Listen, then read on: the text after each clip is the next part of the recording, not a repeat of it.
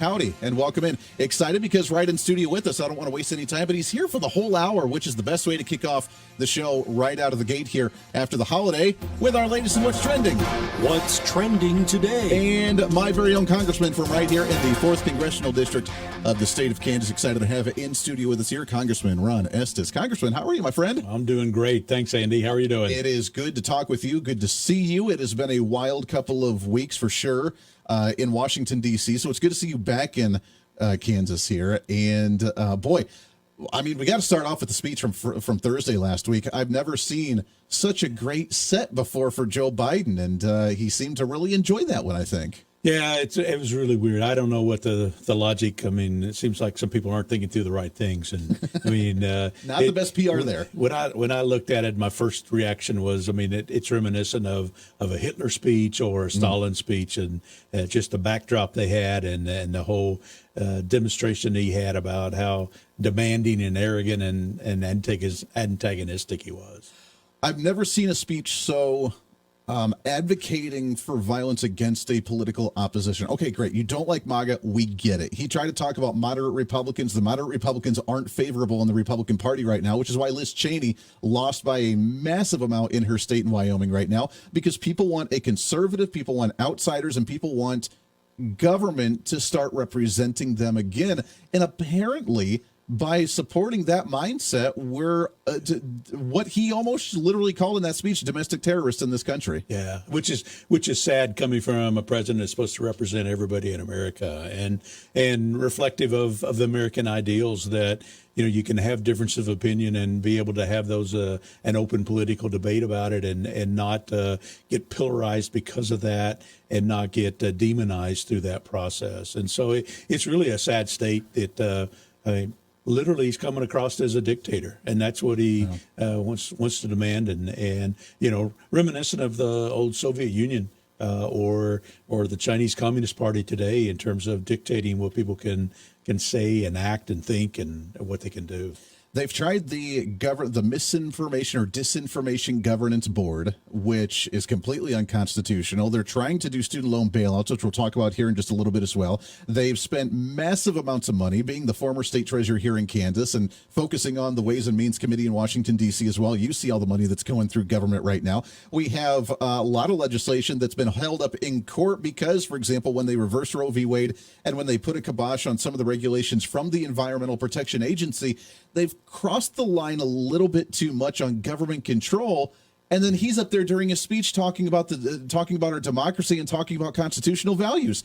I don't know how the two jive together. Yeah, I saw a headline for a story today about Biden's Fourth Reich. And reminiscent of the speech and reminiscent of the dictatorial approach. I mean, that's really, you can't really call it anything but that. And you know, it goes back to you a lot of times in politics particularly, but elsewhere as well, but particularly in politics, you create a demon that you can then rally around and attack. And unfortunately, you see that being used in bad precedences and bad approach. And this seems to be one of those that you create somebody and call them such a horrible descriptions of them that you end up rallying your forces to go attack and criticize. And just like they're, you know, calling for attacking people during when President Trump was in office, attacking cabinet members and attacking others that were in office and not letting them even have a dinner with their family. Yeah, running them out of restaurants and all this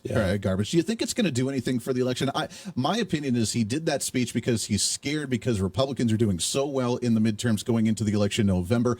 They have to do something, and obviously it's going to rally some people to potentially be violent, unfortunately. But on the other hand, the moderate Democrats don't want to get into that squabbling because they don't care. And the other side of the aisle just strengthened their opposition against Joe Biden because of such a scary dictatorial type of speech that he gave. I don't know if it's going to do him any good, but when you back a rabid dog into a corner, they're going to lash out. And I think that's what we saw on Thursday. Yeah, and that's the sad part is that their policies aren't working. Their policies aren't what Americans thought that they were voting for. People that decided they wanted to go a different direction and voted for Joe Biden. Maybe they held their nose in that process. But what we're seeing now is this is the policies that Biden administration is going to encourage and support and bring forth. And that's not at all what the American people want. They don't want inflation running at 8.5%. They don't want gas prices that have doubled in a year and a half. And the problem is that they don't want to give up the power, and so they're criticizing and attacking somebody else, lashing out really to try to hold on to their power. They've done that forever, though, and I got to give Democrats credit because they stick to their guns even if it's an unpopular agenda. They don't back away from it. They ram it through. They dip in the polls, maybe lose an election, and then we get used to it. We get accustomed to it, and then when they gain power again, they have a new starting block that's so much further with their agenda. They never back away from it, even if it's extremely unpopular, which, again, I give them credit because they're determined. I wish Republicans had a backbone like that as well. But when can we start chipping away at some of this stuff? Yeah, and part of that goes back to our American process of government. Is that, our founding fathers didn't want dictators. So they created a system that was difficult to pass legislation. And that's what it was supposed to be. We were supposed to have limited government. We were supposed to have it difficult for the House that represented the people and a Senate that represented the states to vote together on legislation, and the executive branch to then pass the sign off on the bill and then implement those limited pieces. And what we've done over time is put in more laws that happen automatically, more and more things that are in place now, and as a result, our process can't fix them. It can't take them down. It can't say, well, this might have made sense 20 years ago, before the internet was out being used on a wide scale, but it doesn't make sense now. And the system of government was not designed to be able to fix that. And then if you add on top of that the senators no longer represent the states. I mean, that change that was made, a little over 100 years ago now, is truly reflective of a big federal government, because now the senators campaign to the same constituencies and groups and organizations, and at the end of the day, the states have kind of lost some of that representation in Washington D.C., and so we see a big federal government that gets booming and put out on us, and we need to have a process. I mean, I'd be an advocate for a couple of things. I'd be an advocate that we go back to the senators have selection by the states, the way it was founded in the Constitution, that it was supposed to be representative of the states. And I'd look at, let's sunset every piece of legislation all the time and make us vote on each bill, each year, each policy, each program. And we can still bundle together, the things that are pulled together under the Health and Human Services or under the Veterans Affairs and vote for that. But it would force us to make those decisions of, we vote to raise taxes in order to keep these programs, or be more smart and say, okay, well, we're going to cut these programs here, and here, so that we don't increase the tax burden on the citizens. Yeah, well, have a say again. I mean, you're in the House of Representatives. You're supposed to have the power of the purse. You're supposed to dictate a lot of this stuff. Is there a way to start bringing that power back to the House and away from these federal agencies? I mean, that Supreme Court decision in June really told the Environmental Protection Agency, no, you're not allowed to consume a sixth of the economy by just spending massive amount for regulations for environmental purposes. Government, and Congress specifically, in the House, needs to approve these things when it comes to budgetary issues. You cannot just run away with these fourth branch bureaucratic agencies to just dictate everything. Yeah, I mean, I'll talk about the EPA decision first, and then talk about spending. Is the Supreme Court ruling on the EPA versus West Virginia is going to have long-lasting ramifications. Because a ruling actually a couple decades ago now, in the case that was called the Chevron case, the Supreme Court had said, well, you give deference to the executive branch agency that wrote the rules because they're the experts and they should know better of what to do. And this EPA ruling that was passed this year by the Supreme Court came back and said, no, you have to give deference to the legislative branch, to what they wrote, what they intended, because that's where the power is supposed to lie, with the legislative branch. And so that's going to have huge ramifications, not just for the Environmental Protection Agency, but every agency in the federal government that has to go back to the standard of what did Congress intend for this piece of legislation, for this program, for this agency and what they do. And it's going to take a long time to unwind some of those things because the executive branch has grown so big. Yep. And partly it's the legislative branch's fault. Is they delegated so many things. Typically when a bill gets written, it instead of saying this is what you do, this is the steps, these are the criteria, the parameter you have, it's written up there. It says, well, the secretary of this agency shall write rules regarding the promulgation of this bill. Mm-hmm. And so you end up having the power residing with the secretaries and the agencies, and not with Congress the way it was intended. And the thing that I think about a lot is, our founding fathers created three branches of government, and they were designed to have checks and balances, but they weren't three equal branches of government. Sure. The legislative branch was set up to be the most powerful. Exactly. And, you can't spend a dollar unless the legislative branch starts that, with the House of Representatives starts that spending program. So we've got to get back to that. I'd be an advocate, and I am an advocate, that we've got to get back to where we spend and authorize spending each year. Right now, roughly 70% of the spending happens, and I don't get to vote on it. Mm-hmm. It just happens. It's that mandatory spending. It's set up, it's defined with the Social Security or Medicare, which are people pay into, but they're not paying enough into. Exactly. And so the costs are too high. It's the Medicaid program. It's the food stamps program. It's all the social programs. Sometimes they're called entitlements, but that's not really the right word. Exactly. It's mandatory spending that's set up, and hold that thought. We got to take a hard break here real quick. Let's hold that thought, but it leads directly into this next social program that is the student loan bailout that they just talked about last week. So we'll do that when we come back as well. It's a Tuesday. It's the Voice of Reason. Lots more to get to. Stay here. The Voice of Reason with Andy Hooser. Darn right it is. Welcome back into the program. 24 minutes past the hour. Radio, TV, live streaming, podcasting. However you watch or listen to the show, we love you to death and appreciate you very much. Starting off a September, which, by the way, quick programming note for you, newsletter has not come out yet, so if you still want to sign up for the newsletter, become a Hooserholic, you can do so at HooserReason.com. Again, HOOSER Reason.com. Sign up, become a newsletter, Hooserholic, and you'll get that newsletter here probably at the end of this week or early next week. Right now, in studio, we're hanging out with Congressman Estes, 4th District here in the state of Kansas, my congressman here on the home front and on the Ways and Means Committee. So we talk about a lot of the budget stuff, former state treasurer as well here for the state of Kansas. Let's kind of wrap up this conversation for a second because it segues perfect into the student loan thing. But you guys, again, as the House of Representatives, you're supposed to have specifically the power of the purse. You guys deal with the budget. You guys deal with the spending. It's supposed to come through you. And over the years, we have lost that trend because now the executive branch says, hey, Department of Education, Department of this, Department of that, figure out a bill and then bring it over to me and sign it. Or we'll throw it in a big omnibus bill where you guys don't have a whole lot of say. And then we revert to what Nancy Pelosi says. We have to pass it to see what's in it.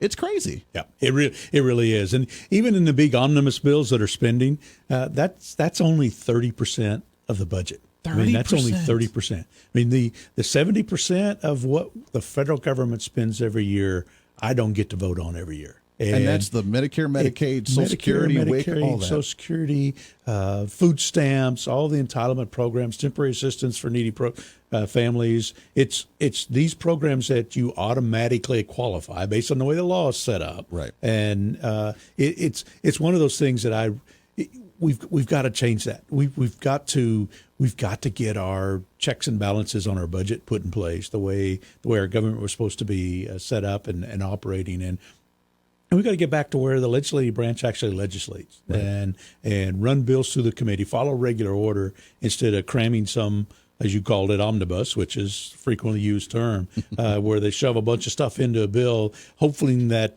they've put a few things in there that's going to get enough people to vote for it. And that's where you get a lot of crap that comes through the process as well. Yeah, well, that is very true. It's frustrating because even then, most of that on that mandatory spending category that you don't touch, when you do try to touch it, say, you know what, we don't even want to cut it. We just want to slow the growth. It shouldn't be growing at 5% this year. Let's grow it at 1.5% to 2% this year to save some money. then they scream and say you're cutting it by 4% and want people to die in the streets. Yep, that's right. I mean, the Democrats argue that from a political standpoint, and the sad part about the mainstream media is they won't talk about the truth. I mean, they're basically promoting the Democrat talking points around that, and so you don't get the truth out of the mainstream media, and that's a sad part when we talk about freedom of the press and that it's constitutionally guaranteed, and they're abusing that constitutional right that they have, and need to promote the facts that are out there and let the chips fall where they may. Tell the truth and see what the results are. Yeah, amen to that. We got just about a minute here before we have to take our hard break here, but it is a segue into the student loan forgiveness program, which we can talk about the legality of it after the break and whether it's going to happen or not. But from your estimates, from what you've heard, how much could this potentially cost the nation? It could cost almost $1 trillion in terms of the estimates that are out there. And yes, they sugarcoat it. They say, "Oh, it's $300 billion and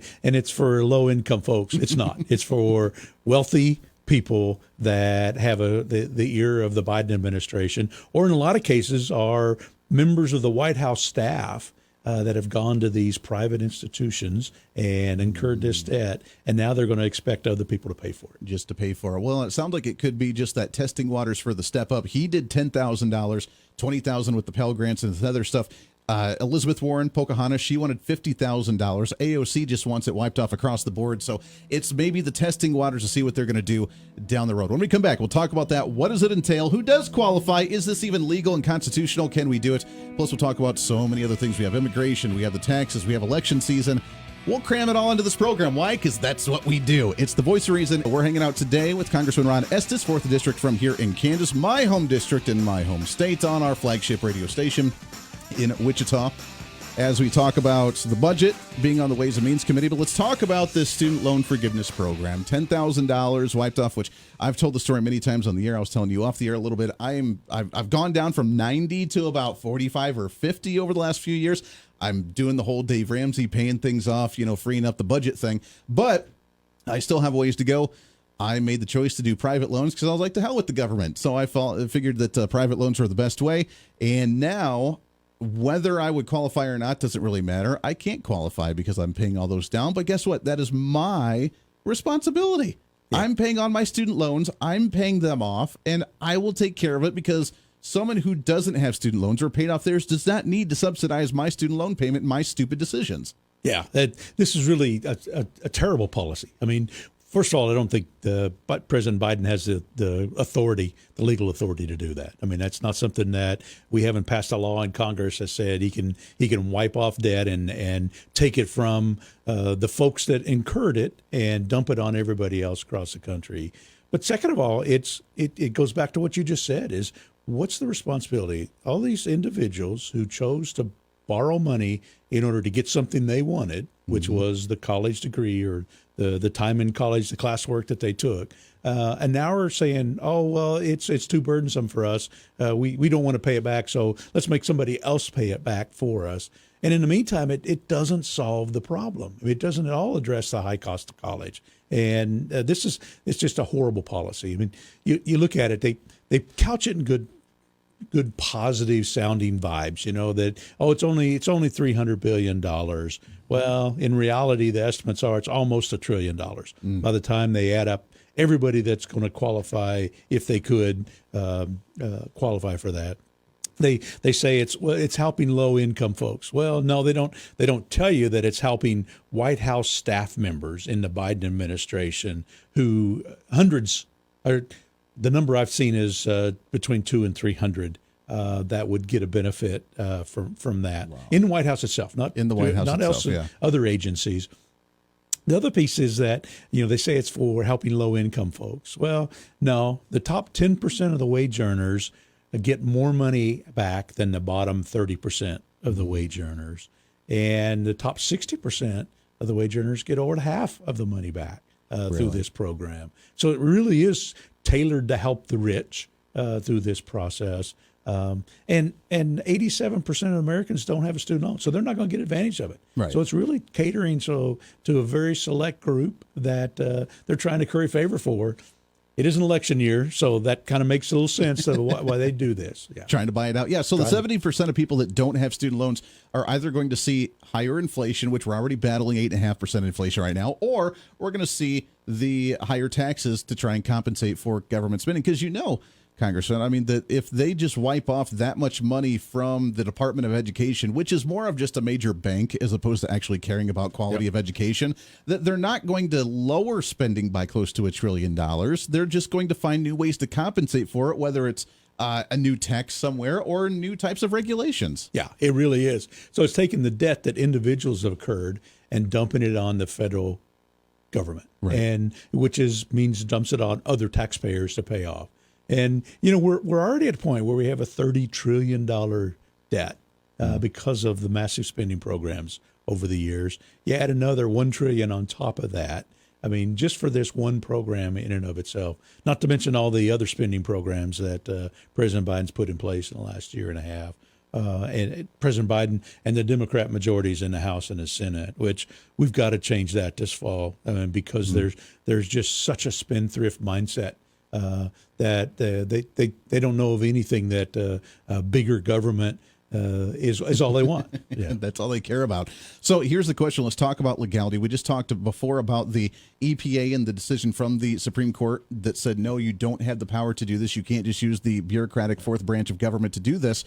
Is that going to fall into this category, and will it be shot down, or what do you think the outcome of this decision is going to be? Yeah, I mean, we have rules that set up under the law that was set up for student loans, and there's rules and regulations about paying that back.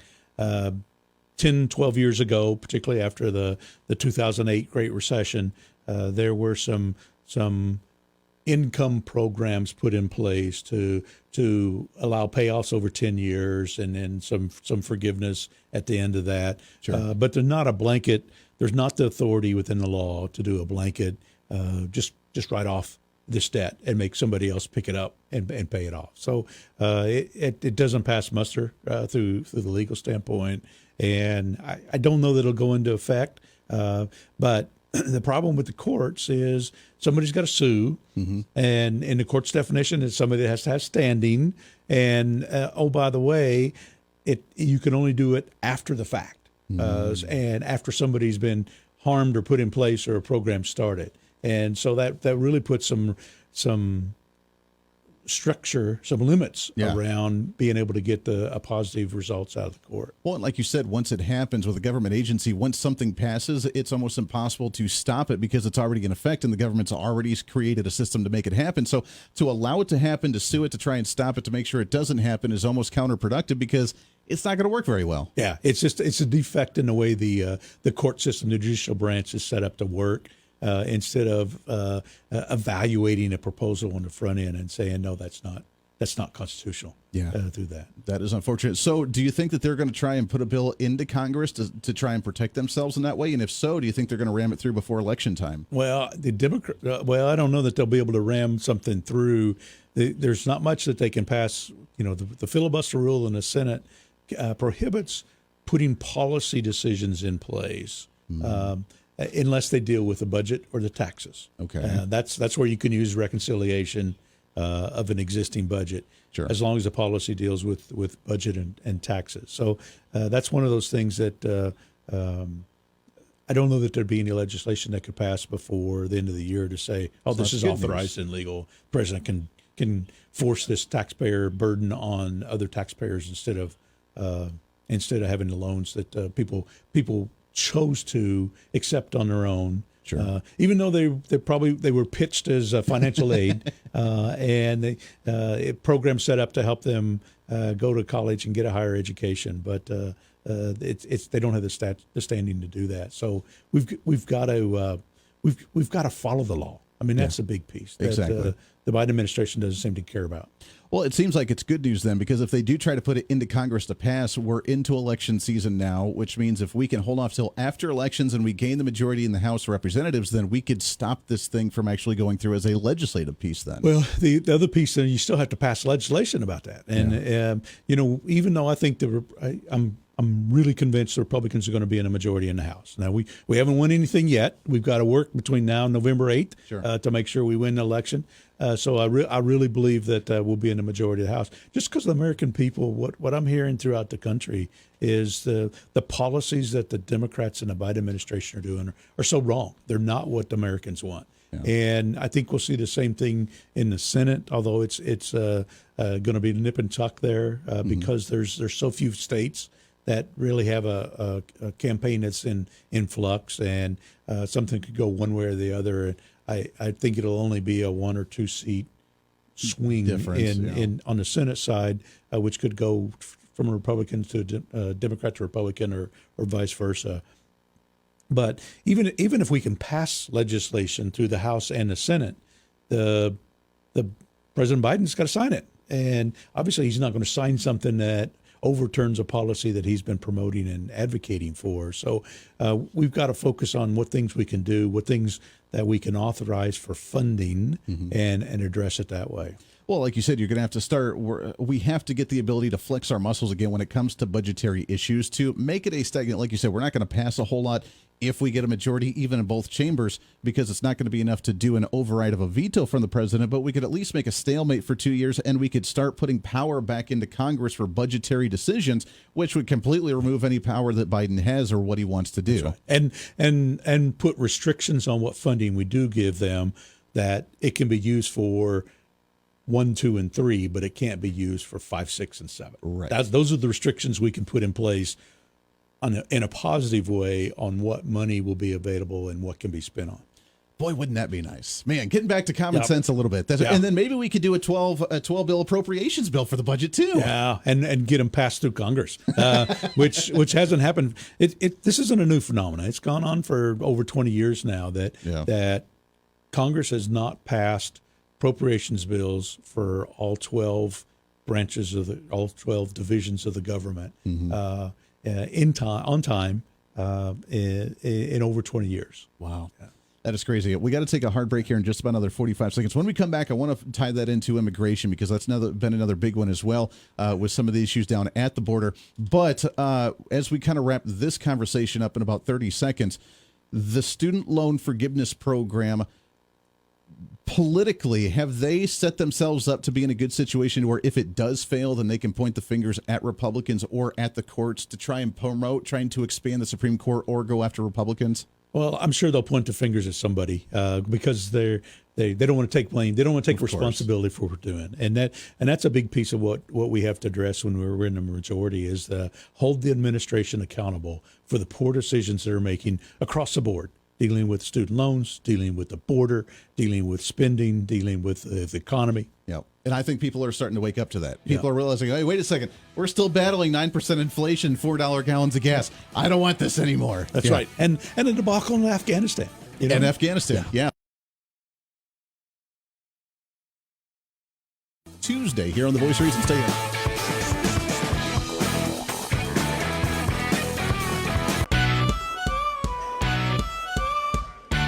Fighting for freedom every day.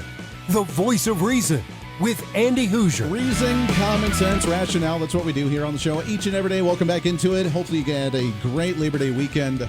I extended. I was off Thursday, Friday, Saturday. I was off 5 days, technically. Still had a lot of work to do throughout the break, but it was nice that you will be away for a little bit. We'll talk more about that tomorrow. The trip from Mrs. Voice of Reason and I. Right now, we're hanging out with Congressman Estes from the 4th District here in Kansas, my home district, my home representative here in Kansas. We're talking about what's going on in Washington, D.C. We've talked a lot about the student loan payment plan, which, why not just throw things at the wall and see what sticks for the Democrat policies, right? Socialist takeover. Let's buy off a new generation of voters, right? Yeah, that's literally what this is. I mean, buying off Democrat favorites, and it's a giveaway. It's taking money out of taxpayers, hardworking taxpayers who chose the career they chose the approach they took, and now they're being forced to subsidize and pay for the lifestyle choices that others made. Yeah, it's unfortunate. If we had more time, I wanted to talk about, so we'll have to do this again soon. I want to talk about the Inflation Reduction Act that doesn't reduce inflation at all. And it's the evolution. I guess third time's a charm. You got to do it is the Green New Deal, and then you do it as the Build Back Better plan, and then you do it as the nice little Inflation Reduction Act. But so we'll talk about that later regards to the budget. But the other issue that's still lingering,